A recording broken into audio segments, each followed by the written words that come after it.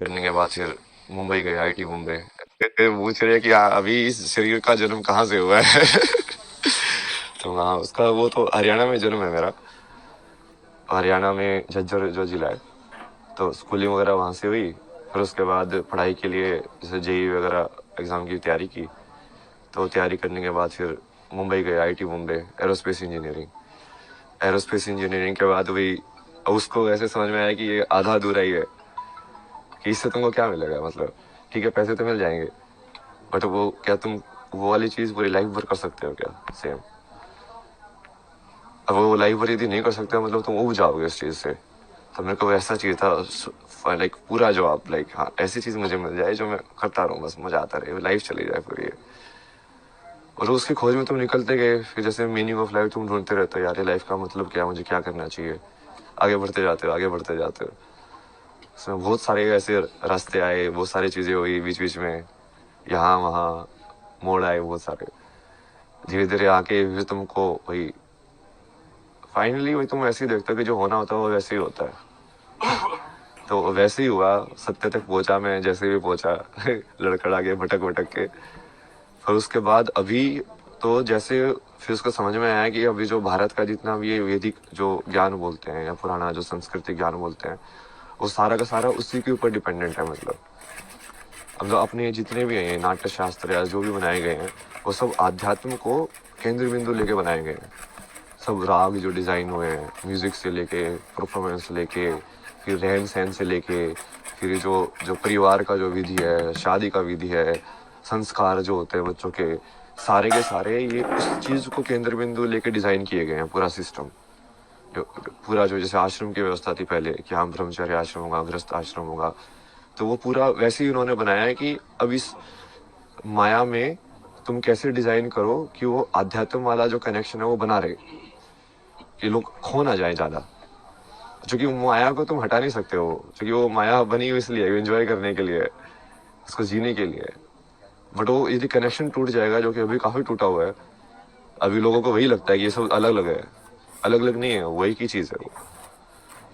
वैसे ऐसी कौन क्या कैसा अध्यात्म है और कैसी कौन सी चीज़ें जिसने आपको ट्रिगर किया अध्यात्म इस स्पिरिचुअलिटी को? ऐसा तो कुछ नहीं है ना जिसने ट्रिगर किया स्पेसिफिकली, लाइक अलग अलग थे चीज़ें जो अलग अलग मोमेंट के लिए ट्रिगर करते गए। कहा हुआ या आध्यात्म की अब अध्यात्म में जाना है, क्या हुआ ऐसा? मतलब आध्यात्म आप किसको बोल रहे हो? उसके ऊपर है ना जवाब। अब यदि तुम वैसे देखो तो किसी चीज सवाल के बारे में सोचना, बैठ के चिंतन करना, वो भी आध्यात्म ही है। चाहे मैंने कुछ भी पढ़ा हो या नहीं पढ़ा हो, शंकराचार्य को पढ़ा नहीं हो, विवेकानंद को पढ़ा नहीं पढ़ा हो, यदि मैं अपने में ही बैठ के सोच रहा हूँ, बैठ के जैसे रमना महर्षि थे, उनके दिमाग में एक दिन ये ख्याल आया कि ये मौत क्या होती है। तो बैठ के उस मौत को देखने लगे यार कि अच्छा ये है क्या ये। तो वो उनको ज्ञान की प्राप्ति हो गई। अब आप क्या बोलोगे, क्या ट्रिगर था उसका, वो क्या जरूरी थी? कुछ जरूरी नहीं थी। क्योंकि वो करने वाला तो अब वो अध्यात्म से रिलेटेड थे क्या नहीं थे, नहीं उन्होंने तो ऐसा कोई वो साधना ही नहीं की, कुछ संन्यास नहीं लिया, कुछ नहीं किया। तो उसमें भी वही है कि आप उस चीज को अलग करके देखोगे कि हाँ अध्यात्म में आ गए हो, ऐसा कुछ नहीं है। जो भी इंसान ईमानदारी से सवाल करता है, मतलब सत्यनिष्ठा के साथ कि हाँ अब मुझे इस चीज को जानना ही है, चाहे वो मैथमेटिक्स हो, चाहे वो कोई फिजिसिस्ट हो, चाहे कोई कैसा भी साइंटिस्ट हो, वो बोलेगा कि नहीं नहीं मुझे इस पूरे सत्य को जानना है, तो वो वही चीज़ में पहुंचेगा फाइनली। मतलब ऐसी कौन सी चीज़ है आज की पीढ़ी का जो आध्यात्म से एक अलग वो होता जा रहा है, उसको लेकर के क्या कहेंगे, क्या दृष्टिकोण है आपका? क्या चीज़ है जो इस पीढ़ी को अध्यात्म से अलग कर रही है? और दृष्टिकोण क्या होना चाहिए? दृष्टिकोण तो यही होना चाहिए कि ये सब उसी के ऊपर ही बेस है, कि जो बेस है वो अध्यात्म ही है। जो जिस चीज़ को तुम जहाँ पे हम जी रहे हैं उस जिंदगी में, यदि तुम्हारे पास यही सवाल नहीं आया कि मृत्यु के बाद क्या होना है मेरा, और ये मैं जन्म से पहले क्या था, मैं कुछ था कि नहीं था, तो इस सवाल के बारे में तो सोचोगे ना। बुद्ध को यही तो सवाल आए थे चार, लाइक ये बूढ़ा क्यों होता है, इंसान मरने के बाद क्या होता है, ये मृत्यु क्या होती है। अब आप सोच के देखो मृत्यु क्या होती है। अब आप सोचोगे, चिंतन करोगे, आपको समझ में आएगा यार इसका जवाब कहाँ मिलेगा। फिर आप ढूंढोगे कि अच्छा तू दे सकता है इसका जवाब, तू दे सकता है इसका जवाब। मान लो सेटिस्फाई हुआ, आपको समझ में आया कि हाँ ये जवाब है, नहीं तो जो आप उसके जो पद्धति है उसको फॉलो करोगे कि हाँ अच्छा इसको ऐसे जवाब इसका पाया जा सकता है। तो उसके वही बहुत सारे तरीके हैं, बट वो हर चीज़ वही से रिलेटेड है। आप सेम चीज़ लाइक क्रिया योगा में मैंने लोगों को एग्जाम्पल भी दिया ना कि ब्रह्म ज्ञान की प्राप्ति तो विराट कोहली की भी हो सकती है। वो बिना अपनी चित्त की मेमोरी को यूज करके एक शॉट खेल के दिखा दे, सिर्फ उस मोमेंट में रह के, कि उस टाइम पे उसको मसल मेमोरी यूज नहीं कर रहा है वो, कि हाँ ऐसे बोला ही तो मुझे ऐसे शॉट खेलना है, क्योंकि जनरली मसल मेमोरी यूज करते हैं, रिफ्लेक्स में होता है सब कुछ। बिना रिफ्लेक्स यूज किए उस प्रेजेंट मेमोरी में रह के यदि वो मोमेंट कर सकता है तो वो क्रिया योगी बन जाएगा। ऐसे डांसर लोग भी कर सकते हैं कि यदि उस पूरी मोमेंट को वो एम्बॉडी करे, पूरा चेतना के अंदर आए कि हाँ मेरा हाथ ऐसे घूम रहा है, पूरा देखेंगे हाँ वो क्रिया हो कैसे रही है, तो वो भी क्रिया योगी बन सकते हैं। तो ये कोई ऐसा नहीं है ना कि वो असली जिंदगी से सेपरेट है, ये एक ही चीज है वो बस आप कितनी डेप्थ में उसको देखना चाहते हो उसके ऊपर है। अभी हम पूरा सुपरफिशियल उसमें देख रहे हैं, और इसके भी बहुत सारे कारण है। मतलब ये पश्चिमी सभ्यता का असर है। अब ये सुबह जैसे वो फ्रांस में एक थी, उनसे बात हो रही थी, वो यही बता रही थी कि वहाँ पे तो लोग बहुत क्लोज्ड है मतलब, और वहाँ पे लोगों को इन सब चीज़ों में इंटरेस्ट नहीं होता है, लाइक सब इंडिविजुअलिटी में और लाइक मटेरियलिज्म को और के चक्कर में पड़े रहते हैं, जो थोड़ा बहुत असर हमारे ऊपर भी हो गया है, क्योंकि वो अब हम हमारे पर वो राज करके गए तो हमारे अंदर इन्फीरियरिटी कॉम्प्लेक्स आ गया कि इनके अंदर कुछ तो बढ़िया होगा जिसकी वजह से ये हमसे पावरफुल बन पाए।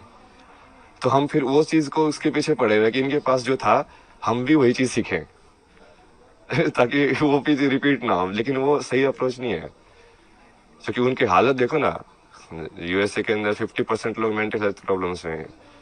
अब क्या हो, ऐसा बनना चाहते हो आप, ऐसा बनाना चाहते हो देश को? और अभी विदेशी जो होते हैं वो आध्यात्म की ओर आ रहे हैं, हमारे यहाँ आ रहे हैं, लेकिन जो हमारे लोग हैं वो कहीं ना कहीं विदेशी परंपरा को अपना रहे हैं। ऐसा ये यही है ना, उसकी वजह से हो ये। अब जैसे आपके ऊपर मान लो कोई आपसे ज्यादा ताकतवर है, तो आप सोचोगे यार इसके पास ऐसी कौन सी शक्ति है कि इसको ज्यादा ताकतवर बना रही है मेरे से, तो आपका भी रुझान उसी की साइड होगा।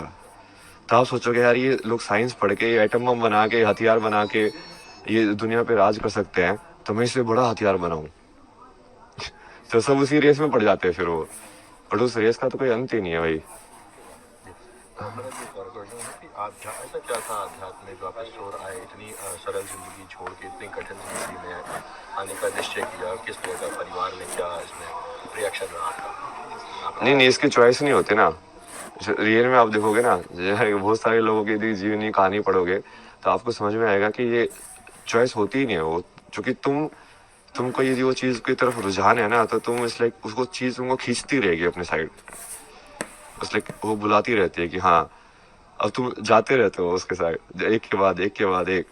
तुम चाहोगे कि नहीं मैं फिर से लाइक इस चीज में जाऊं मेन स्ट्रीम में, बट वो होगा ही नहीं, तुम खुशी नहीं रहोगे, अब तुमको हमेशा ऐसे लगता रहेगा यार नहीं यार ये मेरे लिए नहीं बना है, ये मेरे लिए नहीं बना है, तुमको कुछ और करना है, तुमको कुछ और करना है। किस तरह की जॉब की मैंने क्या जॉब किया? जॉब तो बहुत सारी अलग अलग टाइप की किया मैंने, लाइक अभी जो लास्ट जॉब थी वो तो इसमें थी यूआई यूएक्स के अंदर, ये एप्स वगैरह डिजाइन करना, वेबसाइट डिजाइन करना, इसका फ्लो वगैरह डिजाइन करना। उससे पहले जैसे जिसमें भी काम किया मैंने, ये ट्रैवल फोटोग्राफी या डिसोस करके एक प्रोजेक्ट आईआईटी बॉम्बे का गवर्नमेंट स्पॉन्सर प्रोजेक्ट था, उसमें बेसिकली वो डॉक्यूमेंट करने के लिए इंडियन आर्ट्स एंड क्राफ्ट और हिस्ट्री को, तो उसके थ्रू ऐसे मैं बहुत जगह पे घूमा, बहुत सारी चीज़ें डॉक्यूमेंट की मैंने, पुराने टेम्पल्स लाइक पेंटिंग स्टाइल्स और ये सब। उसके बाद जैसे इसमें भी काम किया मैंने, मैगजीन्स वगैरह में, फिल्म मेकिंग भी की मैंने, डॉक्यूमेंट्री फिल्म से मेरी लाइक फिक्शन फिल्म भी है बहुत सारा कंटेंट है भाई। महाकुंभ को लेकर के क्या संदेश देंगे, किस तरह की व्यवस्थाएं लगी आपको? क्या व्यवस्था तो सही है, अब उसमें मेन जैसे मैं तो ये चाहता हूँ ना कि ये सारी चीजें सिर्फ आध्यात्मिकता से लिमिटेड ना हो, यहाँ पे बेसिकली महाकुंभ के अंदर देश के सबसे बड़े बड़े साइंटिस्ट भी आने चाहिए। तो इसरो के साइंटिस्ट वही बैठ के तुम डिस्कस करो ना विज्ञान को, और वो बोलो उन बाबा का कि तुम्हारे पास ज्ञान है तो तुम इस चीज का भी जवाब दो तो वो जब चीजें मिलेंगी तभी होगा एक साथ वो, कि वो तभी वो समझ में आएगा कि हाँ ये चीजें तो जुड़ी हुई हैं। परिचय अभय सिंह हरियाणा से और इंग्लिश में इसको See, Balaji, where do you have came here? What is the purpose of coming in spirituality, and how do you connect spirituality towards the science, to the science, from the science? I come from Haryana. I was born in Haryana. Then, like, life took different turns. So I went to like IIT to study. Then changed the path from engineering to arts. And that also didn't work. Then changed again. So kept changing unless like I arrived at the final truth, you can say. Then after that, I started exploring, okay, so what is it like? It makes it. What is it the other people have discovered about it? Then I started like, when you see, Sanskrit, like how Sanskrit was written and composed. What makes Sanskrit so special? So if you see, the Maheshwaraya Sutra, like this Panini says, like he was in meditation. Then he got this sutra. It's like the Damuro Shiva, like Shiva gave him this, which is the base of the Sanskrit language. Then how it is composed, like with respect to grammar. So all of this knowledge, like it should be combined.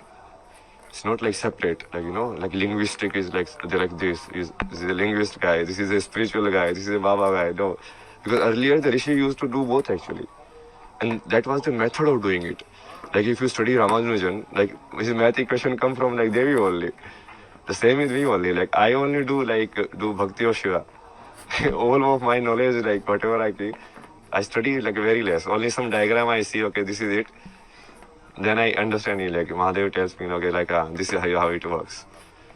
So that is the real way of doing it. What was the main thing that triggered you into spirituality? You can say like the quest for the answer, quest for the knowledge. It took different forms in outside. Like initially you were searching for the like meaning of life to do what is like, substantial in life. But then you shift. Then it was like, then you are going through like mental health problem. Then the question was like how mind works. How do you get rid of these unwanted thoughts in your mind?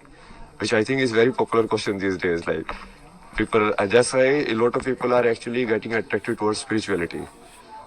Not towards like getting moksha, but towards like, okay, how do I actually calm my mind and reduce my anxiety and all of that, which is fine also. But then you have to connect it to the root also. Like what is the base of it? Why so many techniques and meditation techniques are there? It's not just to calm your mind. It's basically there's a different, motive to it. And what is that motive and why is that motive so important that so many people have done and given their entire life to it? You have lived a so smooth life and came into a hard life. How was your experience and what you are experiencing here? No, I won't say like that was smooth and this is hard. Because what seems hard for you from outside, it might be a natural tendency for me. Like sleeping outside in cold, it might not see it as hard, no? I might see sleeping in a closed Delhi place where there is no air, polluted air, no light coming, you don't even know when sun rises, sun don't rises. That I will consider hard. Because then you completely lost connection with the environment. Now here at least you are with the nature. So it's much better, much easier than staying in, completely closed cities and like that life. So it's a perspective. Like that was hard and like this is like easy, or like that was easy, this is hard. For me it's like same only. You was an aero engineer, which is so viral. So what did that help you to connect with spirituality or astrology or anything else? Not really, but it does develop your logical thinking, reasoning capabilities. Like because when you study science, your reasoning capabilities increase, right? Your IQ, that we say. But then when you do like arts and everything, your EQ increases, your emotional quotient. You become more empath. Like when you are doing some story, like I have done like documentary projects on Kota. So there you go and you talk to the students there and then you try to connect with their emotions of like why do they study, why do they commit suicide, what is the pressure on them. So that requires your EQ. So you need to develop both.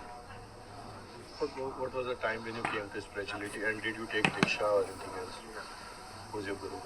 I mean, that's why I'm saying no, it's not like I came into spirituality in a sense. It's like you arrived at the answer and then I start doing it intentionally. Initially, you don't know the answer. Obviously, that's why you are searching. If you already know the answer, why would you search? So initially you don't know the answer, but after knowing the answer or after experiencing the answer, the much better words, then you like start seeing, okay, what is the scope of it? How far it extends? How many different ways it can be done? And then you start reading all of these different forms. Okay, this is how they have created Bharatanatyam, this is how they have created like Sanskrit, this is how they have created like all of these astrological charts, this is how, you know, the Rashi, if you say, the science, the 12 science, these works. So then you start seeing, okay, how, so this was the base of it. You got the answer? Yeah. What was the answer? Answer to what? Moksha. No, moksha you cannot You see. were searching. See, moksha is finally basically when there is no body. Right now, it's not complete liberation in sense. Complete liberation means that you are not in this world. You are liberated. Right? So you won't take birth only. If you don't have any karmic attachment to the world, then you will just go back. So that will happen in the end. Like complete moksha that you are saying, complete mukti, like liberation. Your name? Abhay Singh. जैसे ये सवाल पहले में से कुछ पूछा ना, कहाँ से आए हो, तो उसको बहुत सारे जवाब देता था. कभी बोलता था कैलाश से आया हो, कभी बोलता था मैं कुंड से आया हूँ, कभी बोलता था यहाँ से आया हूँ. बट फिर मुझे समझ में आया कि ये जो आप जो पूछ रहे हो उसके हिसाब से तो ये पूछ रहे हैं कि अभी इस शरीर का जन्म कहाँ से हुआ है. तो हाँ, उसका वो तो हरियाणा में जन्म है मेरा. हरियाणा में झज्जर जो जिला है, तो स्कूलिंग वगैरह वहाँ से हुई. फिर उसके बाद पढ़ाई के लिए जैसे जेई वगैरह एग्ज़ाम की तैयारी की.